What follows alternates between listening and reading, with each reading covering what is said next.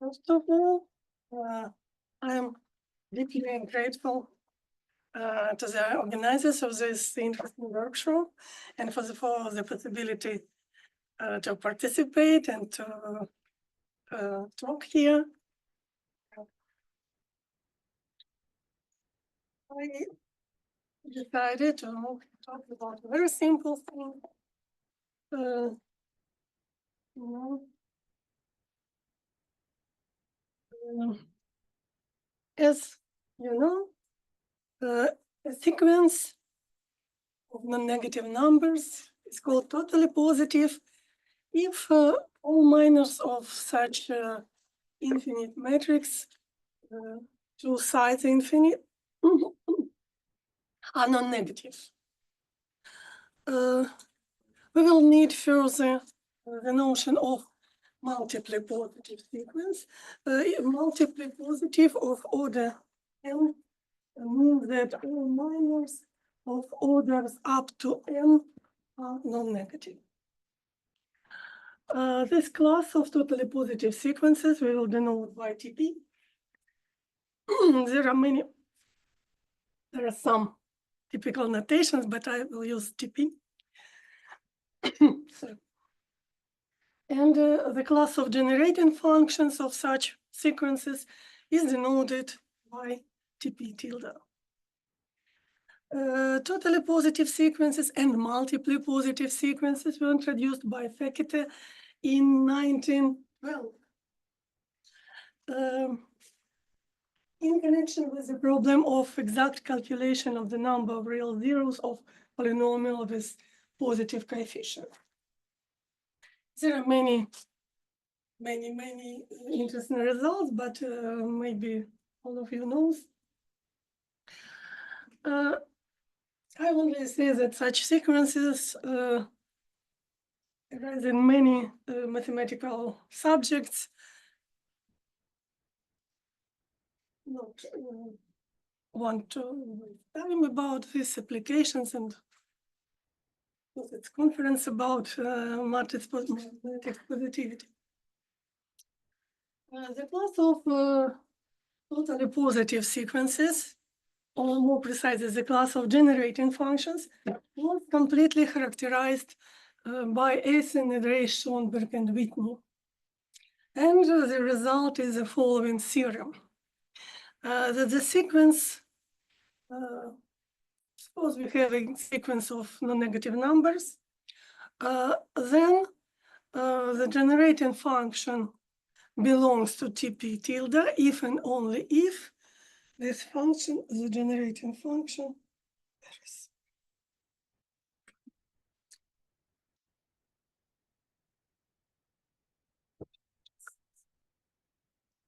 has the following representation.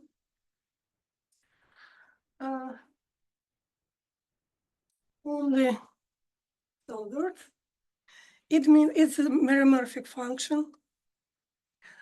All zeros are non-positive.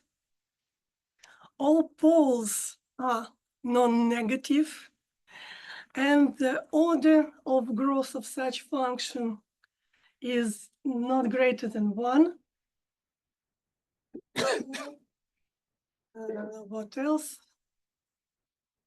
Yes, it's a known characterization. Rather trivial example to demonstrate that this notion is very unstable. If we have a sequence AK equal k plus 1, then obviously this sequence is totally positive because we have a simple generating function.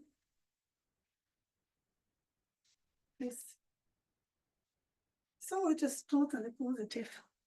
But if we consider sequence k plus 1 plus epsilon, for any positive epsilon, this function, this sequence is not totally positive. Because for generating function, we have positive zero. But there are many examples of such a kind. You can't move even one term because because we have infinite number of minors, yes, that includes this term, and we can't move sometimes. Okay. Simple corollaries. A polynomial with non-negative coefficient has only real zeros if and only if the sequence of its coefficients is totally positive. It's a very well-known result. We consider all coefficients, coefficients with index more than n are all zeros. And entire function with non-negative coefficients of order less than 1 has only real zeros if and only if the sequence of its coefficients is totally positive. It's a simple corollary of this famous asymmetry Schoenberg-Whitney theorem. Okay. Now functions from the Laguerre-Polya class. I start with the Laguerre-Polya class of type 1. Yes. A real entire function, real means that coefficients are real, belongs to the Laguerre-Polya class, and we will write LP1 if it has the following representation. Please compare with theorem of asymmetry Schoenberg and Whitney. C is a real number, beta non-negative. Zeros are non-negative. Maybe we have 0 at the origin, but other zeros are strictly negative. But yes, we have the following representation. So if f is an entire function with positive coefficients, then it belongs to the class Laguerre-Polya 1 if and only if the coefficients ak form totally positive sequence. It is well known. We need also at the end of the talk, we will need a Laguerre-Polya class, not of type 1, a classical Laguerre-Polya class, only some words after next zero.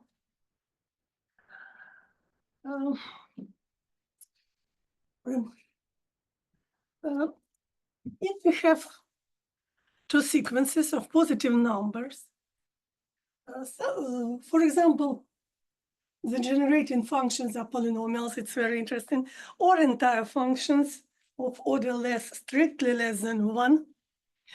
And both sequences are totally positive. Then we can form new sequence. Sorry. Such a Hadamard convolution, coefficient-wise product, or such this Schur convolution, and both Hadamard convolution and Schur convolution are also totally positive sequences. But without assumption that generating functions are entire functions of order less than 1. It's not true. Very simple examples, but it's for AK equals K plus 1, it is, we mentioned that this sequence is totally positive. And for BK of such form, we have BK, the generating function of BK is such a function, 2 positive poles, it's also coefficients are totally positive sequence. But AK, BK is not a totally positive sequence because the generating function is of such a form. It has positive 0. And so these coefficients are not totally positive. And why? Because BK, the generating function of BK has poles. And for Schur convolution, it's trivial that, for example, if we take AK and BK are all ones, these both sequences are totally positive, but for the Schur convolution, K factorial, it is not totally positive. It is not even 2 times positive because it has 2 times 2 minus negative. So the difference between coefficients that form that generating functions are entire, not entire. Okay. Now the famous Laguerre-Polya theorem.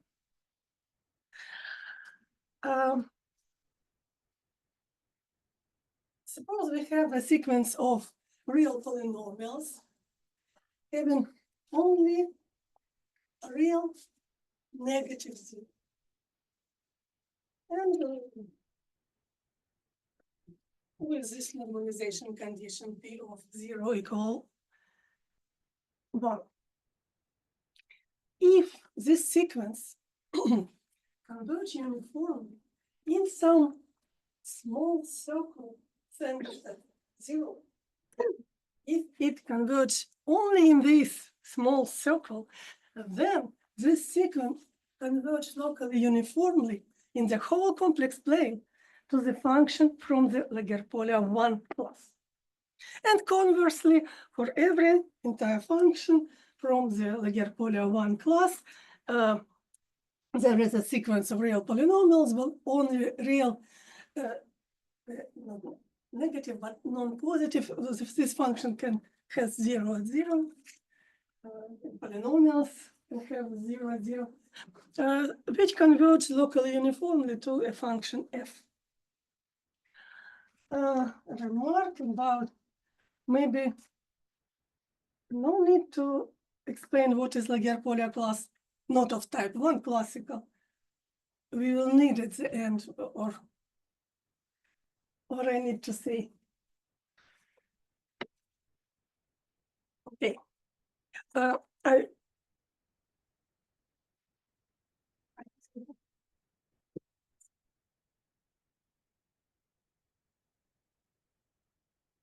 If we consider the set of so-called hyperbolic polynomials, hyperbolic polynomials is a set of real polynomials with only real zeros.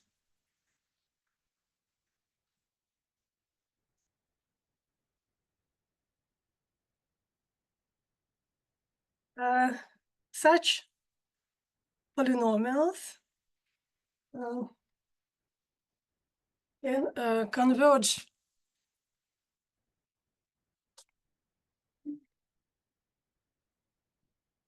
Laguerre-Polya class is the closure of this in the topology of convergence on compact subsets of C. It is clear that if we have a sequence of polynomials with only real zeros and it converges to some function, then this function also has only real zeros, but there are some conditions that not all entire functions with such real zeros, only functions with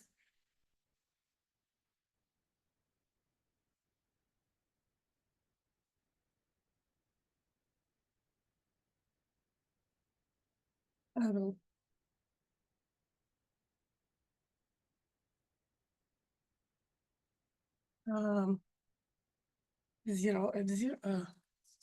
1 minute.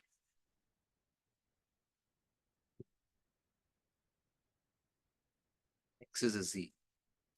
1 minute, I guess. Thank you.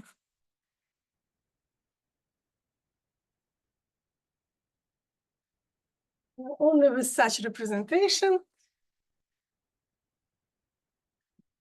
and natural of 0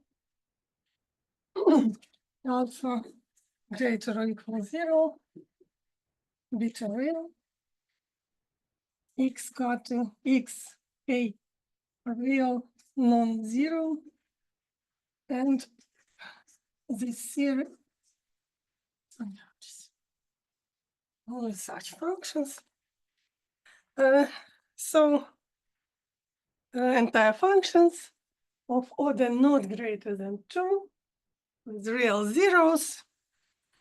And yes, classical results. For example, yes, I have time.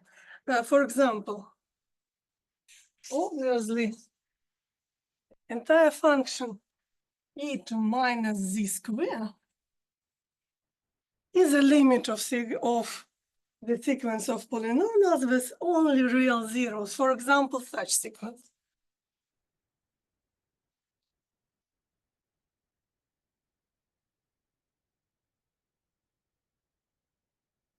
For example.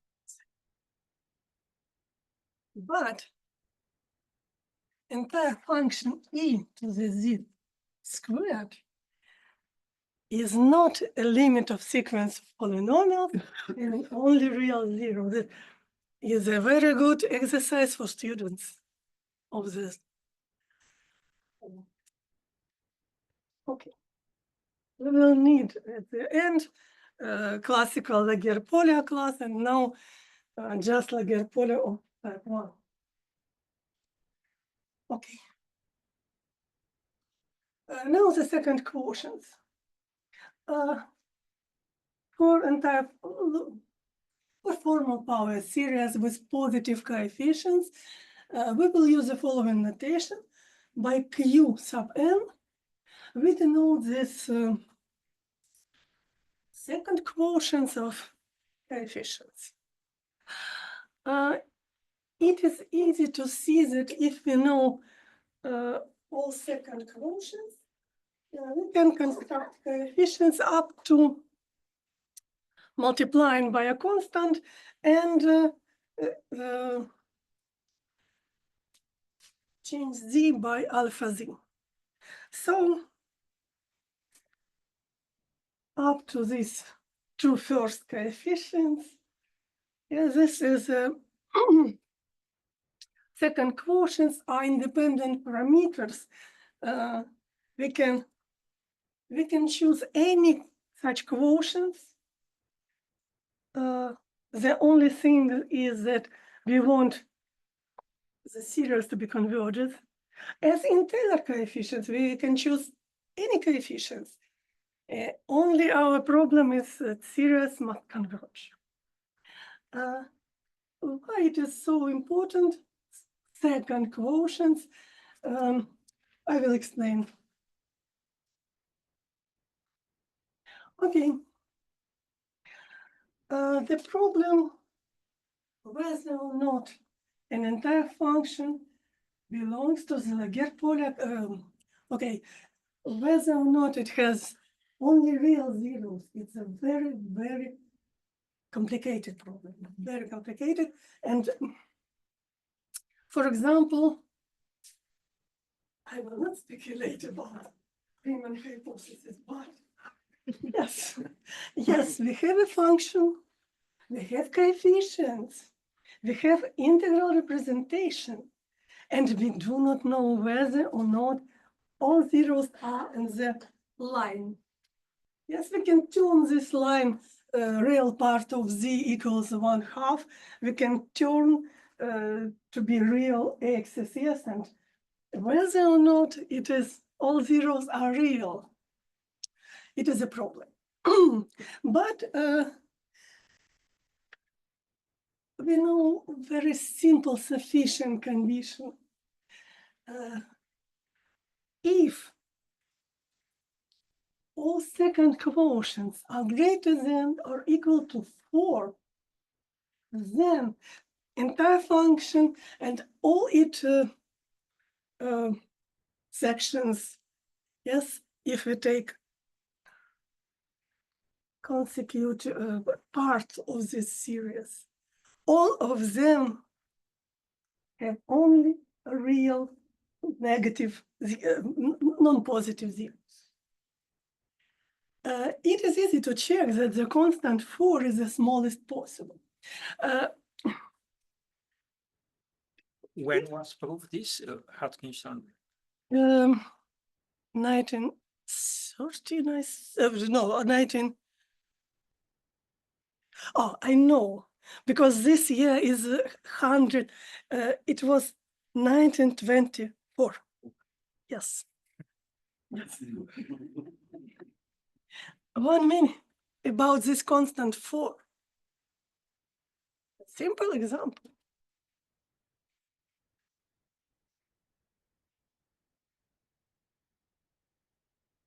When this function has only real zeros. Yes, and I mean that coefficients, for me, coefficients are always positive.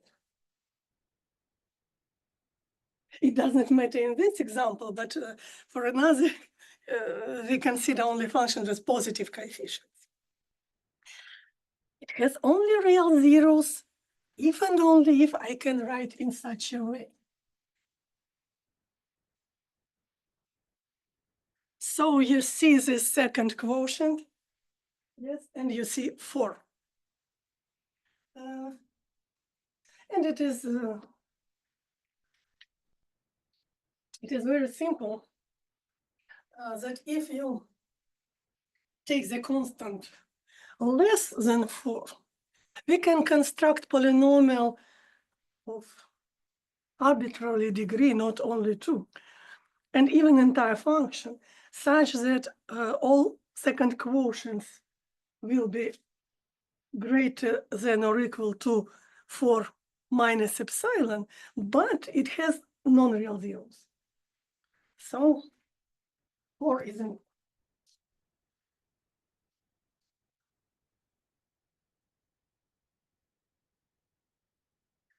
And I'd like to mention our result with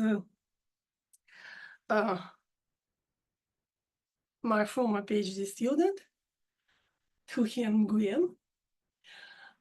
If we have a polynomial with positive coefficients and it is degree greater than or equal to 4, and if there exists alpha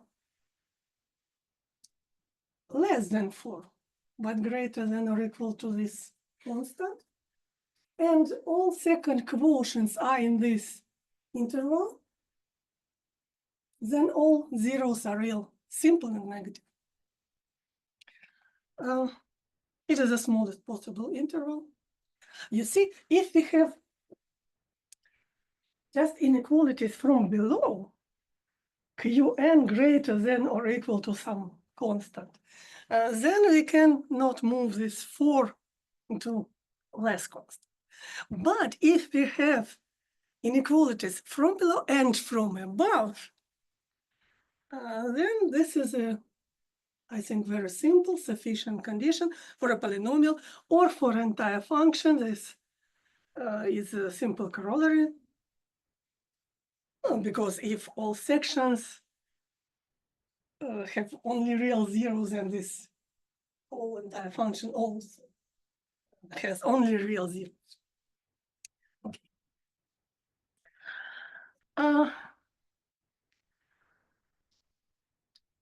Since this question whether or not the polynomial has only real zeros or not, it is very subtle question and difficult.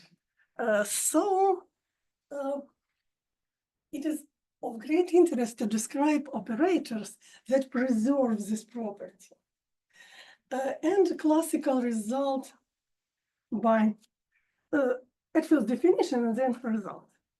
A sequence of real numbers is called a multiplier sequence if for every real polynomial p with coefficients ak, if p has only real zeros, then the polynomial gamma k a k z to the k also has only real zeros. Such operator, such a linear operator in the set of polynomials or entire functions is of great interest. And a very simple example, gamma k is equal to k. If we have a polynomial a k z to the k with real coefficients and all real zeros, and we apply this sequence gamma k is equal to k, so this polynomial k a k z to the k, it is just z p prime of z. So if p has only real zeros, then this convolution also has only real zeros. Okay. The famous theorem by Polya and Schur describes this set of multiplier sequences in the following way. The following three statements are equivalent. Gamma k is a multiplier sequence. Second statement is that for every natural n, such polynomial, generating polynomial, but with coefficients n choose k, and choose k, gamma k z to the k, has only real zeros of the same sign. This means that gamma k are all positive or all negative or sign changing. Plus, minus, or minus, plus, minus. And the third condition, there's the power series, this converge absolutely uniformly, meaning in the compact sets of complex plane, and this function phi of z or phi of minus z admits the representation. This very known representation. It is interesting to compare with TP, with theorem by Asynedry, Schonder, and Whitney, and I will compare the sequence.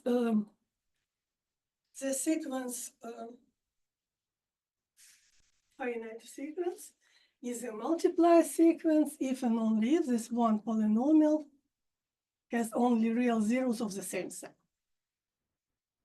Okay, but how to construct such multiplier sequences?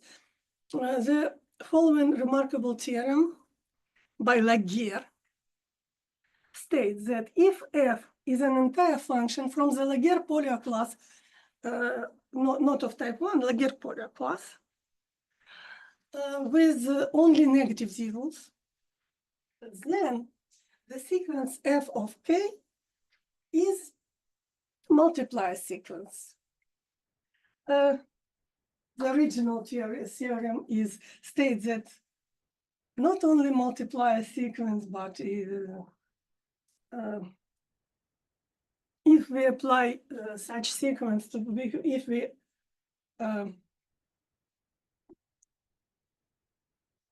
the convolution with such sequence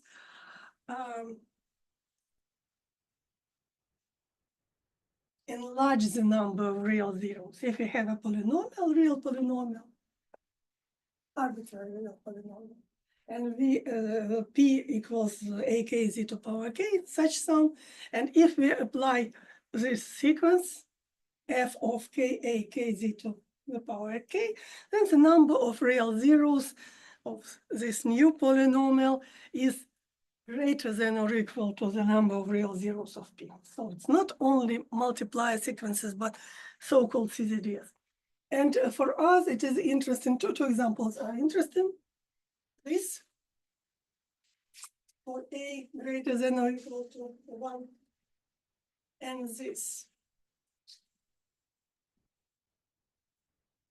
Okay.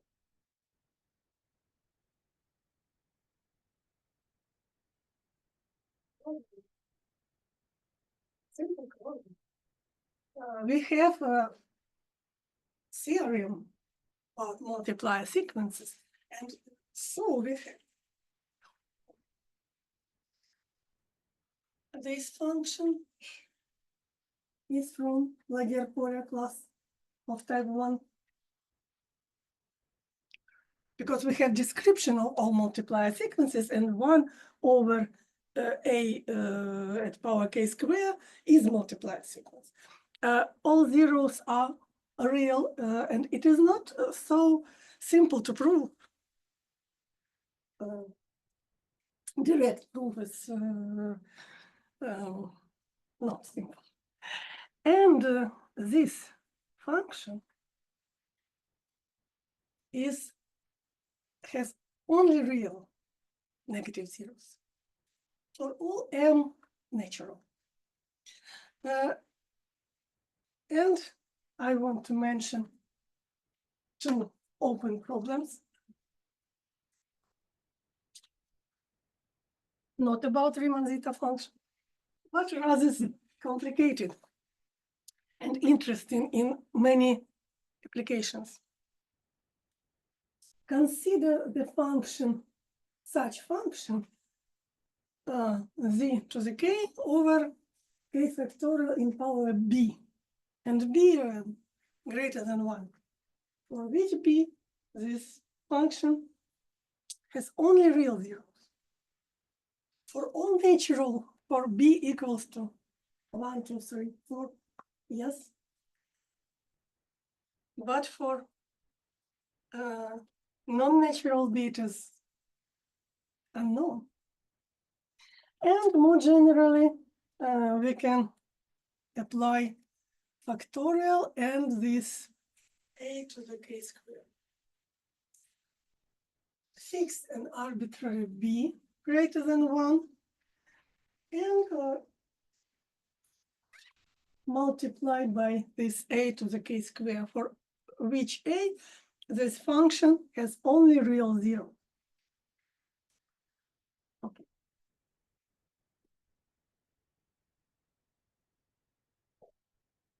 Now about the topic of this talk, it was introduction.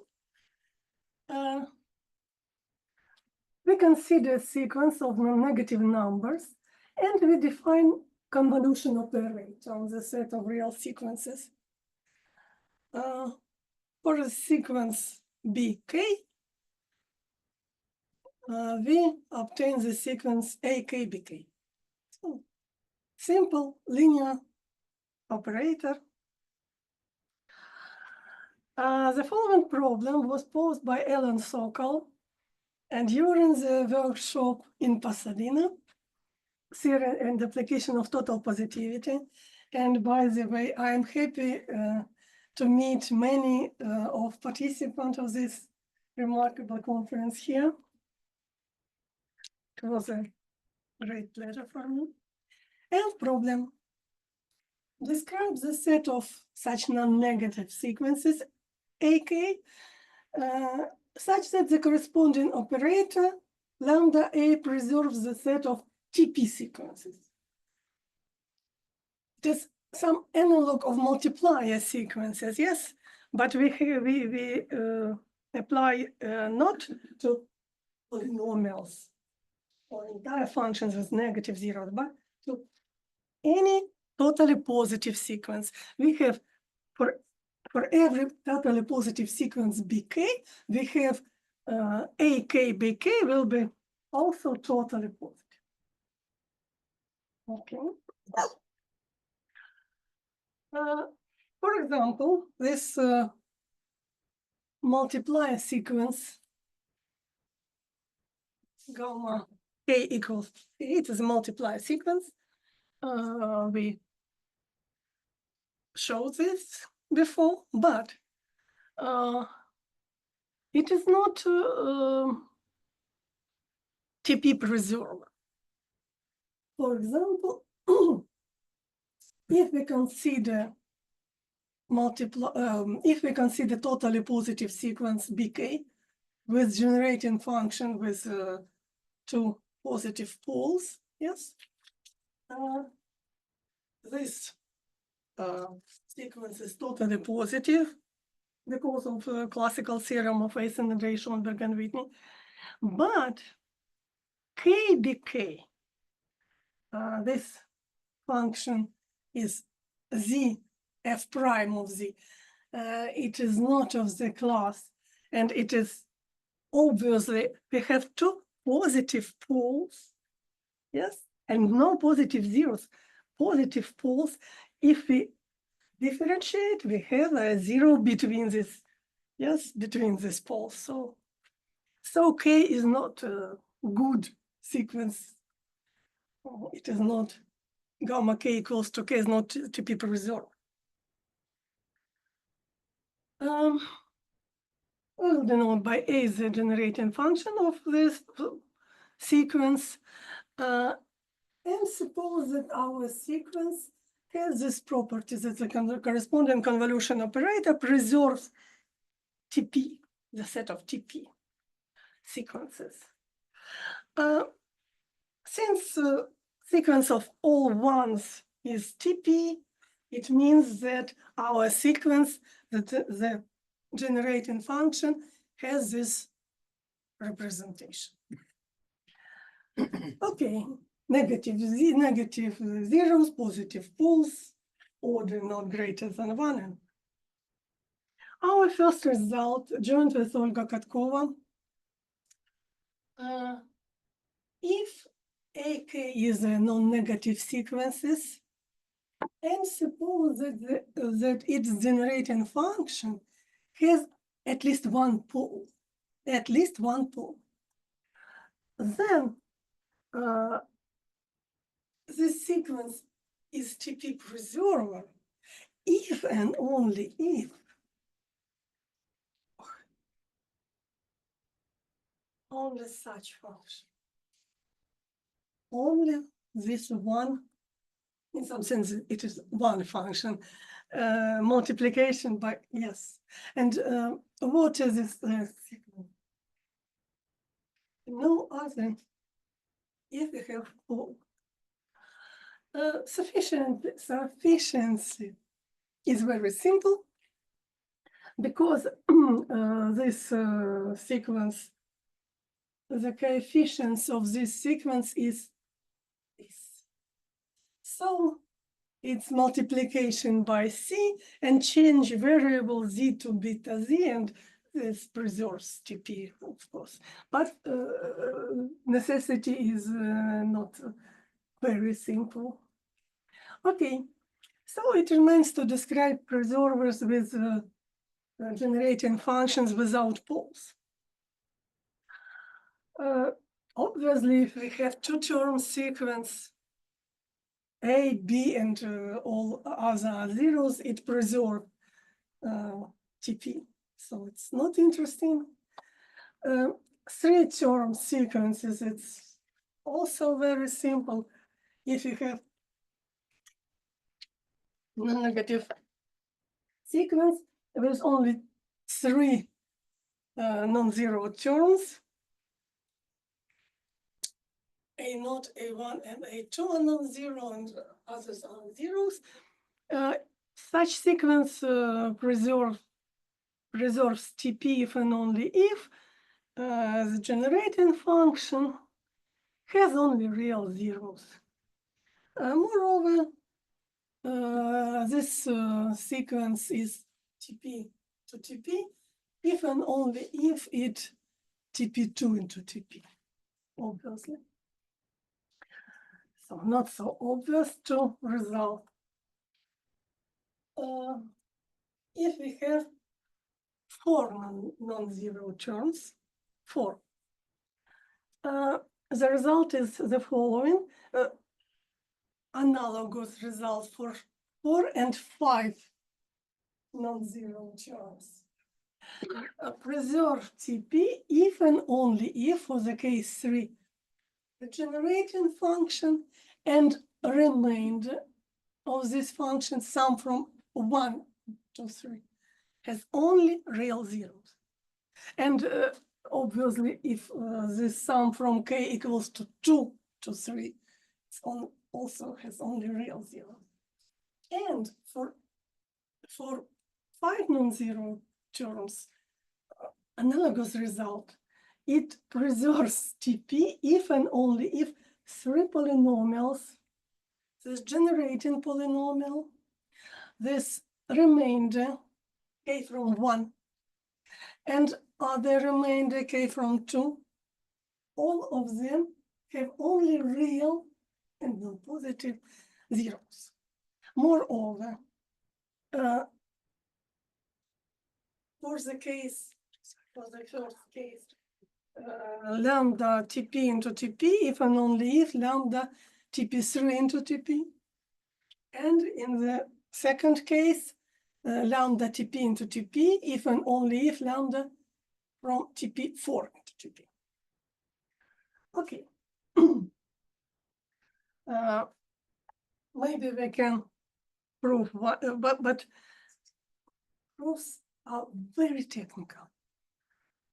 Maybe we can prove another, but we can do it for all n.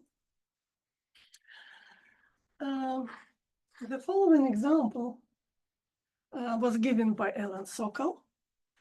Consider an entire function with all second quotients are greater than or equal to 4.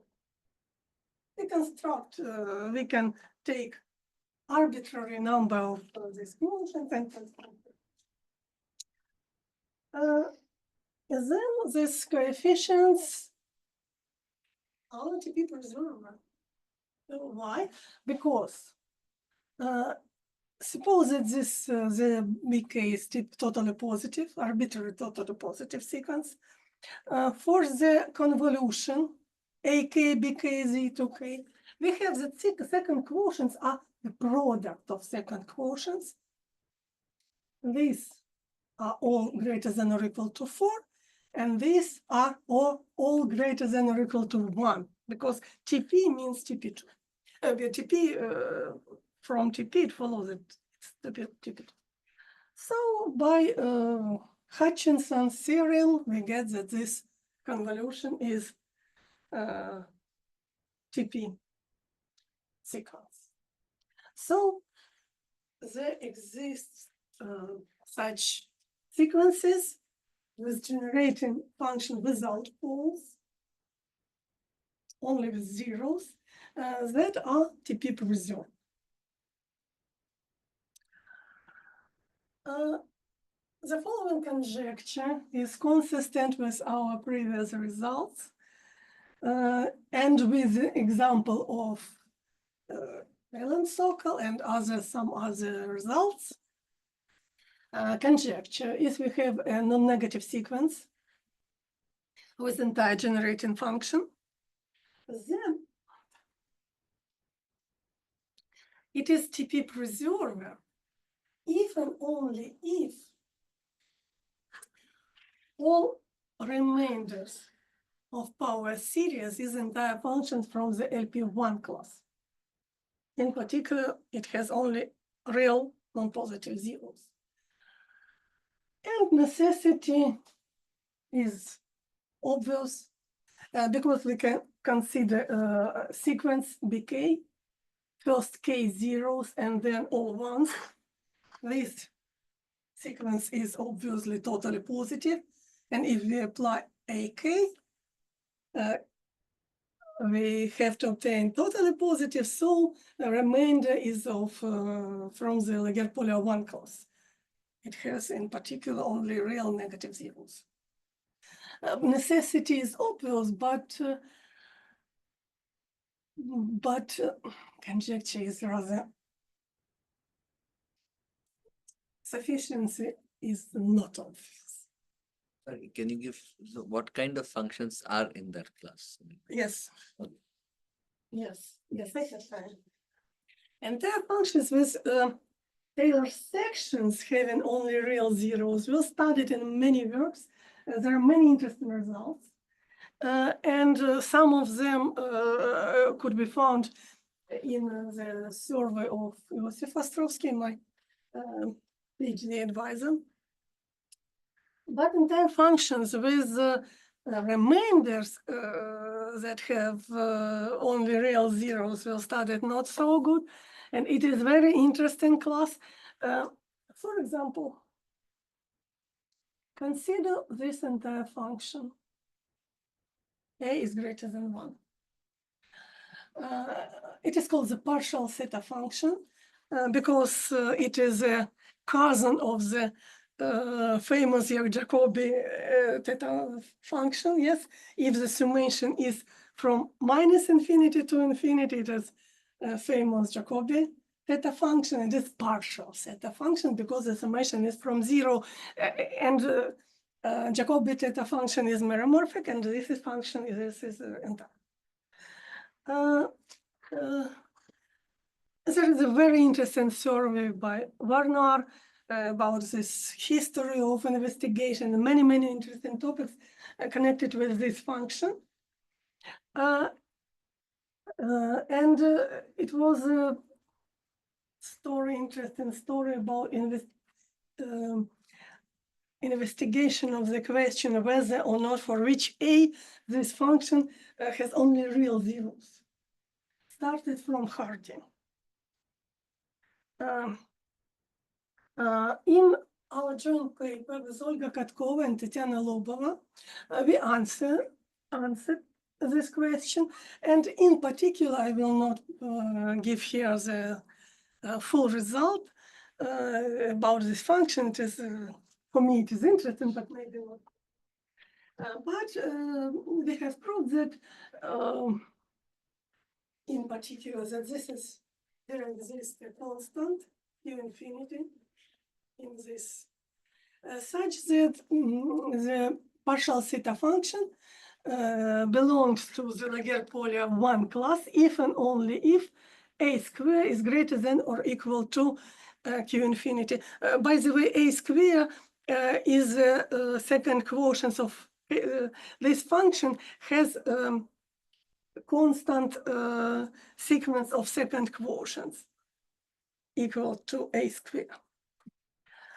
So if we consider this function with with A squared greater than or equal to this Q infinity, then all remainder is of the same form.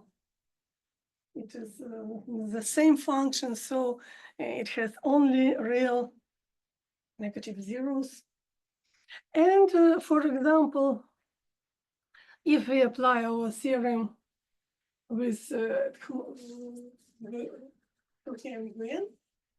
if we consider entire function with second quotient arbitrary non-increasing sequence, with the limit greater than or equal to Q infinity, then this function and all its remainders are from the class LP1. So we can construct many examples. Yes, I have some time. Example.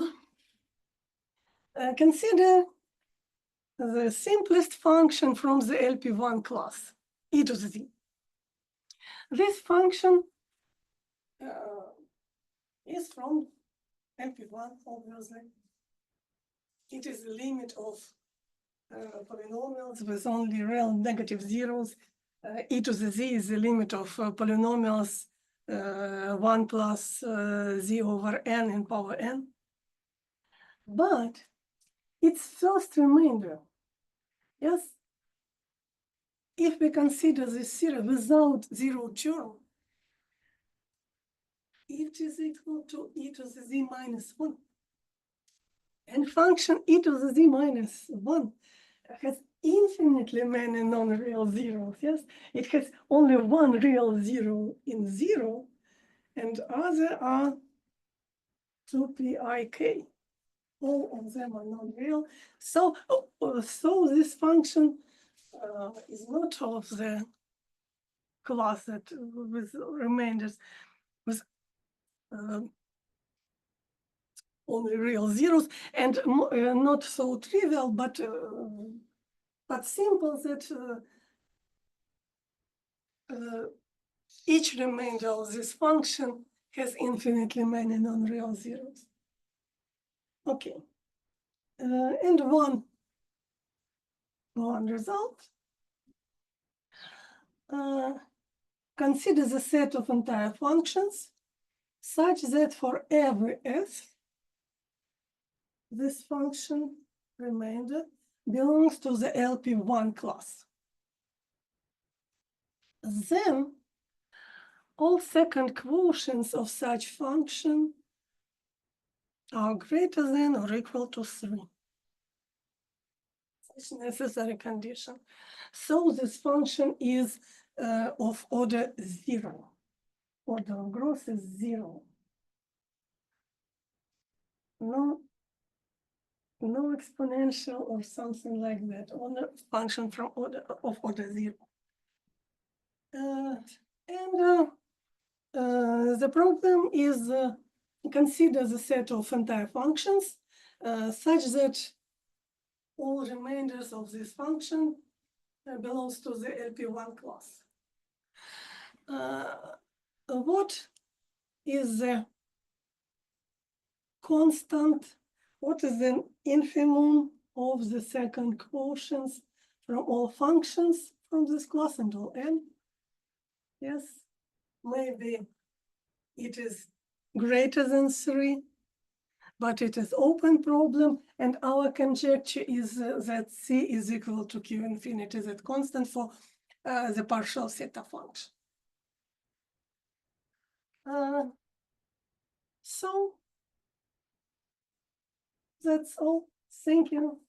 As you can see, I'm coming.